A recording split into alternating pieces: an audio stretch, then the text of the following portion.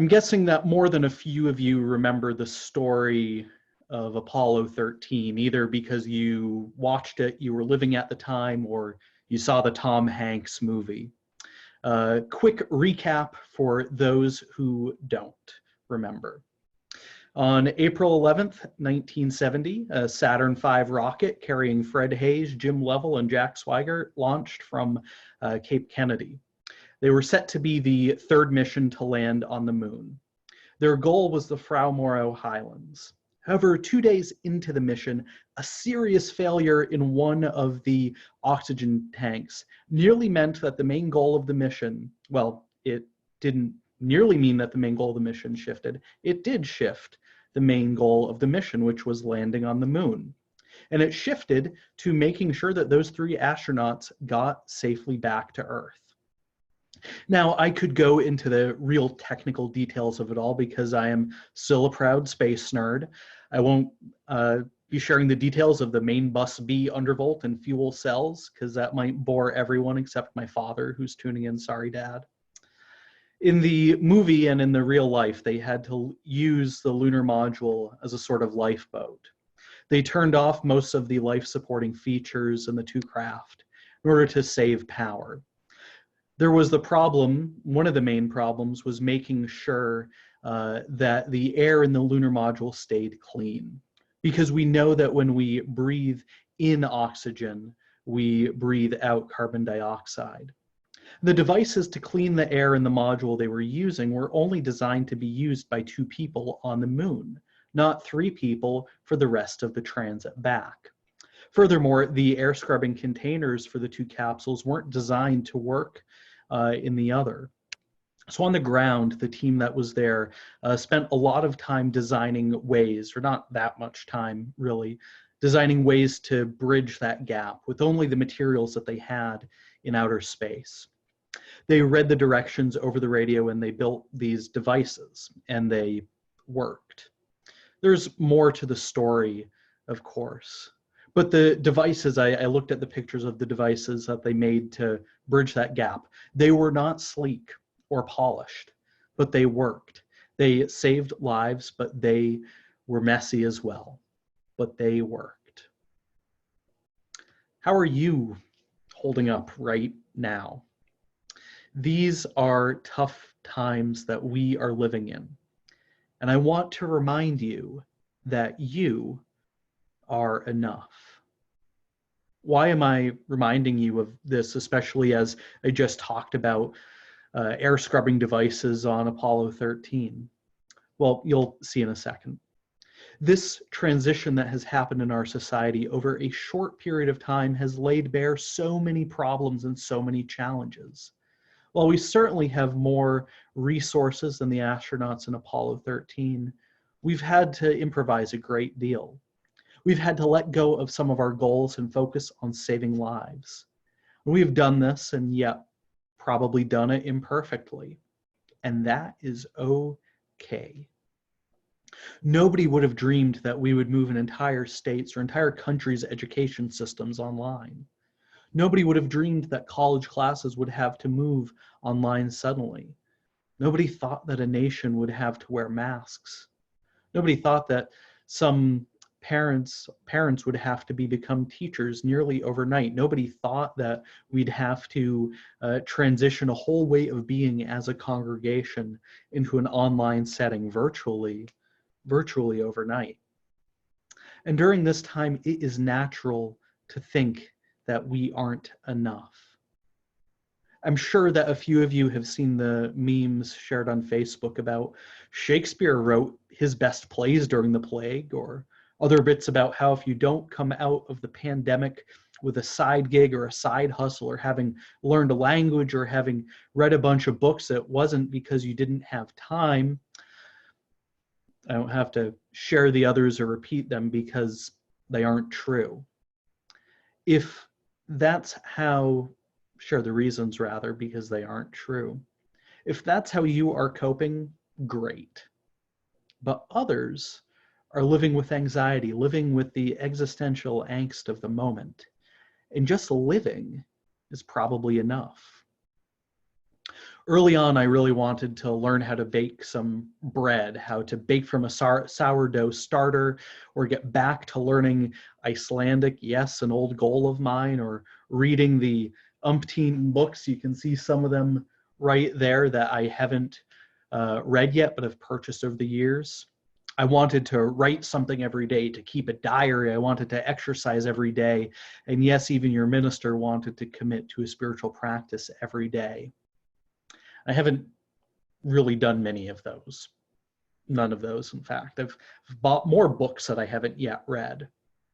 I've gotten frustrated with myself. I'm doing some sort of a spiritual practice a few times a week, which feels like enough. Because there's also the lack of sleep, the lack of, or rather the loss of a routine. And I realized that what I was doing living in the midst of a pandemic was enough. Oh, sure, I got mad early on that I wasn't exercising or that the anxiety was catching up with me, but I stopped that, stopped feeling like I wasn't enough.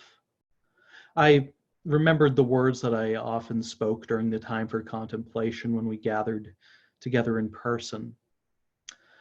Because we live, and I would often say this, we live in a society that loves to highlight flaws, that loves to say that you aren't enough. There are entire industries built around that feeling of not being enough. We've all sent an email too quickly, said something that was hurtful, got frustrated with ourselves. May we each be reminded that we are loved and lovable, not in spite of these imperfections, but because of them. And because we are still breathing, we can bring ourselves back into right relationship with each other and ourselves. We are enough. Now, sometimes as Unitarian Universalists, we often forget about extending grace to ourselves. We are all about inherent worth and dignity of every person. We're all about justice, equity, and compassion in human relations, but what about our own inherent worth and dignity? What about compassion in the human relationship with ourselves? Do we extend self-compassion to the one we will travel with for our entire lives, ourselves? We are living through times that very few of us could have ever prepared for. It is okay that some of our habits have slipped. If we're nervous about this, there are so many resources to help us, helping professionals and support groups. These are unprecedented times. We don't have to go at it alone. We can take it one day at a time. There is, of course, a question in my mind when it comes to self-compassion. Can we have too much of it? Can we become too complacent with ourselves? Can we just end up wallowing in thinking we are just good enough?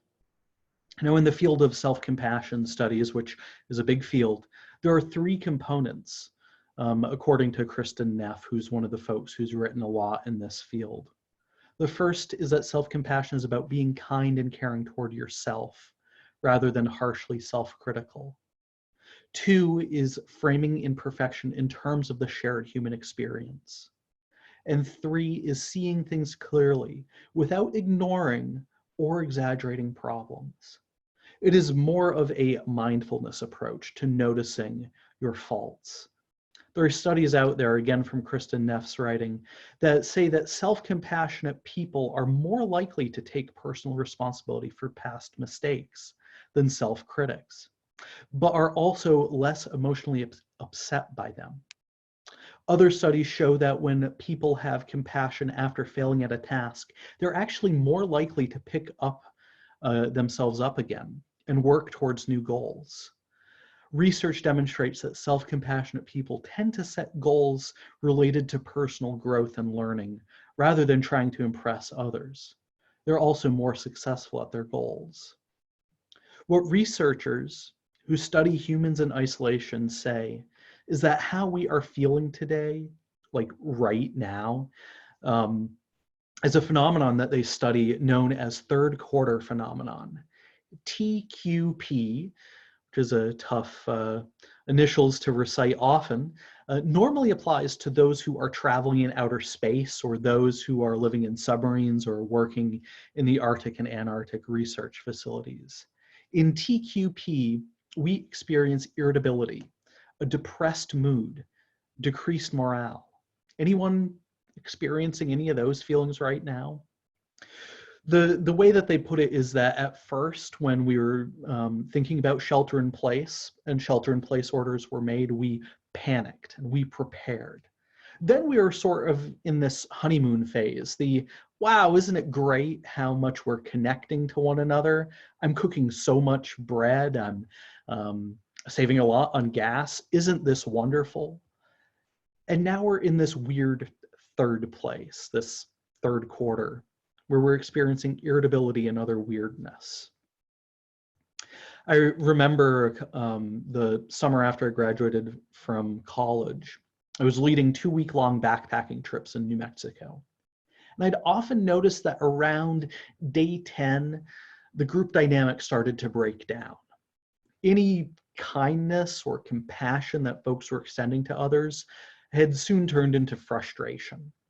I often thought to myself, this felt self-destructive. And also that groups often lasted for just the right amount of time. The cohesion and motivation that we were experiencing early on faded as we thought that we were getting to the end and we started thinking about the future, the life after our time together.